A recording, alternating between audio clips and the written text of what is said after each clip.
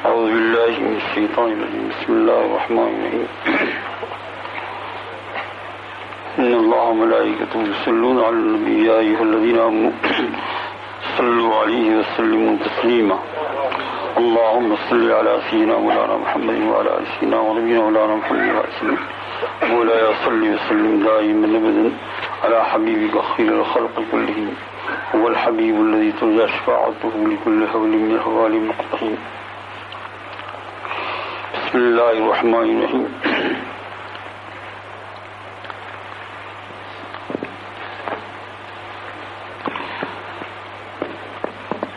قال حدثنا أحمد بن منين حدثنا عباد بن عوام حدثنا الحجاج وهو ابن عطاء عن سماك بن حرب عن جابر بن سمرة رضي الله تعالى عنه قال كان في ساق رسول الله صلى الله عليه وسلم حموشة وكان لا يضحك إلا تبسما فكنت إذا نظرت إليه قلت أكحل العينين وليس بأكحلين.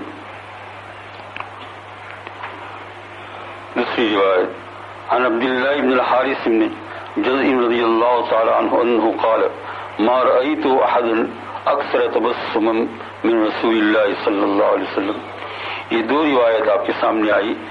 اب آج سے جو ہے وہ حضور صلی اللہ علیہ وسلم کے حالات اور سیرت کے بارے میں احادیث پاک جیسے گزشتہ سال یہی کتاب پڑھی جا رہی تھی تو کچھ اس کا حصہ ہوا تھا اور پھر کچھ کیا بلکہ بہت کم 40 حدیثیں. تو اب کچھ حدیثیں اسی میں سے پڑھی جاتی ہے اس امید کے اوپر کہ حق تعالی جل شانہ قبول فرمائے یہ ہماری دعاؤں کو نمازوں کو اور اس امید پر کہ حضور صلی اللہ علیہ وسلم سے محبت پیدا ہو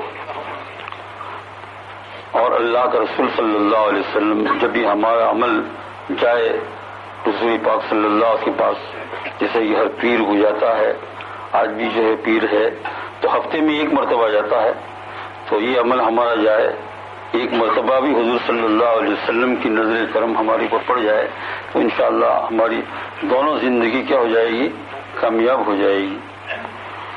دین پر جو ہے وہ عمل کرنا دین کے اعمال کو جو ہے اپنے اندر لانا اس میں سب سے بڑا دخل ہے حب رسول صلی اللہ علیہ وسلم. اللہ کے رسول کی محبت پیدا ہو گئی تو سب کچھ کام بن جائے گا. اس لیے کہ میرے بھائیو آپ جانتے ہیں کہ جب کسی کے ساتھ محبت ہو جاتی ہے تو اسی کے مانند کرنے کا دل ہوتا ہے. اسی کے مانند دنیا داروں کو دیکھ لو جب دنیا دار لوگ کسی سے محبت کرتے ہیں تو پھر وہ جیسا لباس پہنتا ہے جیسی وہ گوچھ بناتا ہے بلکہ اگر وہ داڑھی رکھتا ہے تو اسی طریقے سے کرنے کو جی چاہتا ہے جی نہیں چاہتا بلکہ کرتے ہیں. یہاں سب سے بڑی بات یہ ہے کہ اللہ تعالیٰ نے رسول اکرم صلی اللہ علیہ وسلم کو ہم انسانوں میں ایک انسان پیدا کیا فرشتہ نہیں انسان اور پھر یوں فرما دیا لقد کان لکم فی رسول اللہ اسوۃ حسنہ.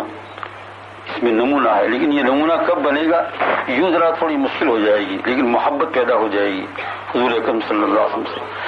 جب محبت پیدا ہو جائے گی تو پھر کوئی چیز آپ صلی اللہ علیہ وسلم کے خلاف کرنے کو دل نہیں چاہے گا. کبھی کر بھی لے گا تو توبہ استغفار کرے گا اور اگر کبھی جلدی توبہ استغفار سے کام نہیں بنتا ہے تو اپنے دل کے اندر وہ کوڑے گا کہ میں نے اس میں حضور صلی اللہ علیہ وسلم کے خلاف کیوں کیا. لیکن یہ اصل چیز کیا ہے محبت.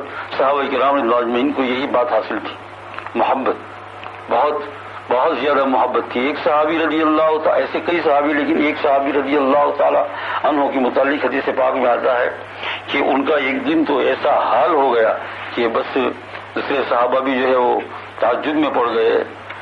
جیسے ابھی ہمارے اندر ہوتے تو ہم کیا کہتے ہیں کہ وہ دماغ میں کیا ہو جاتا ہے بلڈ پریشر ڈپریشن ہو گیا ایسا ہی کہتے ہم.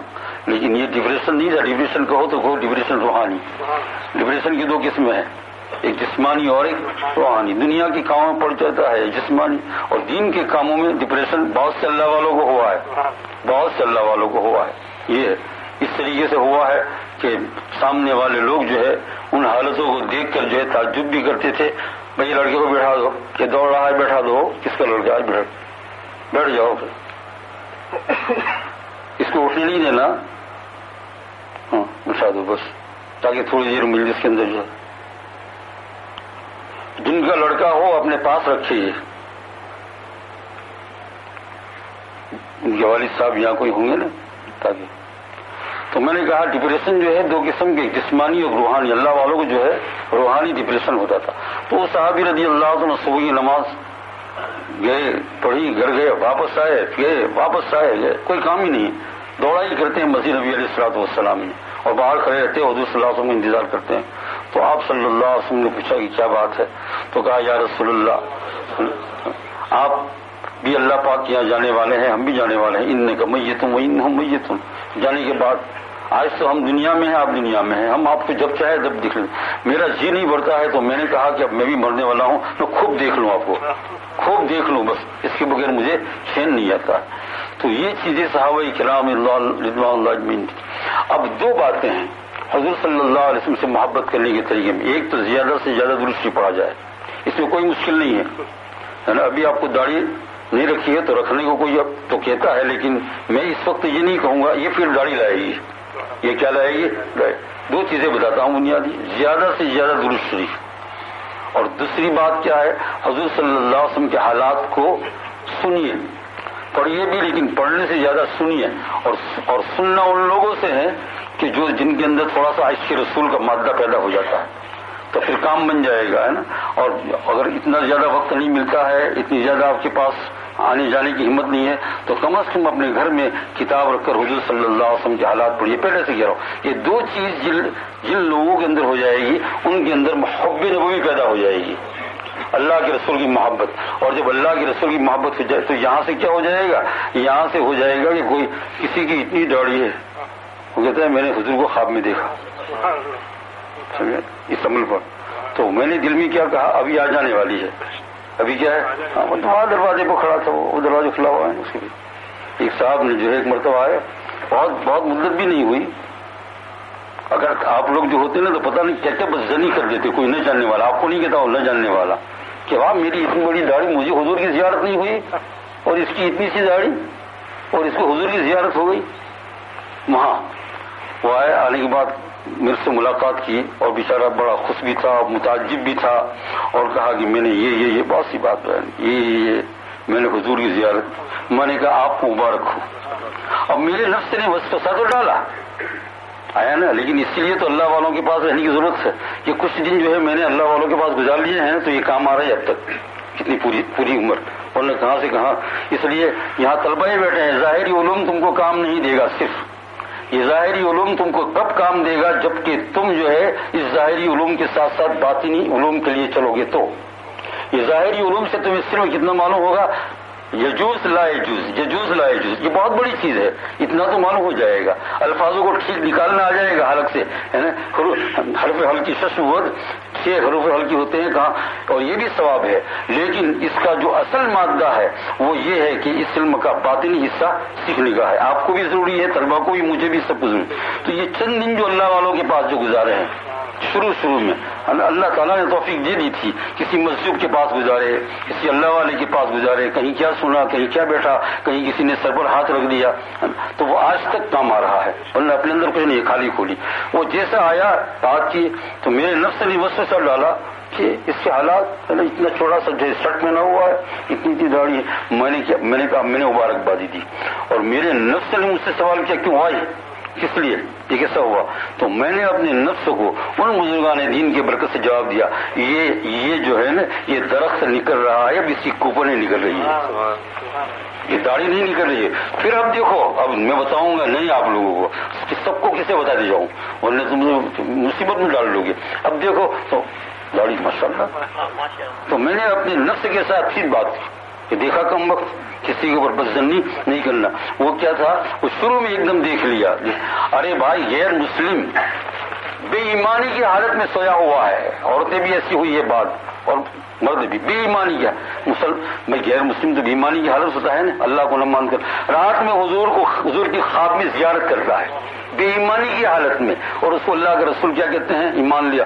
صبح میں کلمہ پڑھتا ہے، صبح کیا پڑتا ہے؟ تو جب بے ایمان کو اللہ کے رسول صلی اللہ علیہ وسلم کی زیارت ہوتی ہے اور وہ صبح کے اندر اس کے ایمان لانے کا، جنتی بننے کا، تو ایک مرد مومن جو مدت سے کلمہ پڑھ رہا ہے، نماز پڑھ رہا ہے، سب کچھ، اتنی داڑھی اتنی ہے اور کیا ہے، آپ اس پر شبہ کیوں کرتے ہو؟ اگر وہ کہتے ہیں خدا کے رسول کی میں نے زیارت کر دی اور اپنا نفس سوال کرے تو کہہ دو، کیا کہہ دیں گے؟ یہ کہہ دیں گے کہ یہ جو ہے نا یہ درخت نکل گیا ہے، اب اس کی یہ کوپل نکل رہی ہے، پھول، اب یہ انشاءاللہ بڑا ہو جائے گا۔ اللہ تعالیٰ تمہیں بھی عطا فرمائے، مجھے بھی عطا فرمائے۔ اس لیے میرا عزیز دوست بزرگوں، میں نے کہا دو بنیادی باتیں یاد رہی صوفی صاحب۔ درود شریف کثرت سے، ایک تو درود شریف پڑھنا کثرت سے، چلتے اٹھتے بیٹھتے چلتے بغیر گینے ہوئے۔ جس کے پاس پیسہ اتنا ہو کہ اس کو پتہ نہیں کہ میرے پاس کتنا ہے تو وہ مالدار ہے، باقی اگر وہ کہ میرے پاس 2 کروڑ ہے، 3 کروڑ حساب لگا کے رکھا ہے تو مالدار نہیں ہے، چاہے 2 کروڑ کا مالک ہو، ہے نا۔ اور جس کے پاس اتنا پیسہ ہو کہ پتہ ہی نہیں ہے کہ میرے پاس اتنا وہاں فلانی بینک میں اتنا، بارکلیز میں ہے اتنا، وہ منسٹر بینک میں ہے اتنا، ریلوڈس میں ہے اور اتنا، اور پتہ ہی نہیں ہے کس کو دیا ہے، ادھار کس کو دیا ہے، کہاں ہے نا۔ یہ ہے، میں نے ایک صاحب کو، مجھے ایک صاحب کو بتایا گیا، سعودیہ میں گیا تو کسی نے کہا کہ یہاں ایک صاحب وہ ہے کہ اتنے مکانات ہیں ان کے مکہ مکرمہ مدینہ و اطراف کے اندر، ان کو خود خبر نہیں ہے کہ میرے یہ مکان ہے، جب وہاں سے گزرتے ہیں تو کہتے ہیں کہ یہ آپ کی بلڈنگ ہے، اچھا یہ بھی میری ہے، اس کا نام کیا ہے؟ مالداری۔ اس کا نام کیا ہے؟ اور 2-4 مکان مالک ہو یا 5 کار کا گن سکتے، 1 2 3 4 5، 2 4 5 مکان، 2 4 5 فیکٹری، اصل مالداری۔ برا نہ لگایا آپ لوگ آگے، اس میں دنیا میں مالدار بننے کی ضرورت بھی کیا ہے؟ آج کے رات کے مالدار بننے کی ضرورت، تو اتنا درود پاک پڑھے میرے عزیز دوست اور بزرگوں جس کی گنتی نہ ہو، شام تک آپ کو معلوم نہیں ہوگا میں نے کتنا پڑھا، چاہے چھوٹا سیکھا، صلی اللہ صلی اللہ صلی اللہ صلی اللہ صلی اللہ، ہے نا۔ ایک اور دوسری بات کیا؟ حالات حضور، جو حدیث پڑھی ہے اس کی تشریح انشاءاللہ آئندہ کل ہوگی۔ اللہ تعالیٰ ہم سب کو یہ جو 2 باتیں ہوئی اس کے اوپر توفیق عطا فرمائے، اور اس کے نتیجے میں کیا فرمایا؟ حب نبوی، اپنے حالات پر غور نہ کرو میں کیسا ہوں، ایسا کرنے گئے تو رہ جائیں گے، تم کیسے ہو میں کیسے ہوں یہ نہ دیکھو، اپنے حالات پر غور مت کرو۔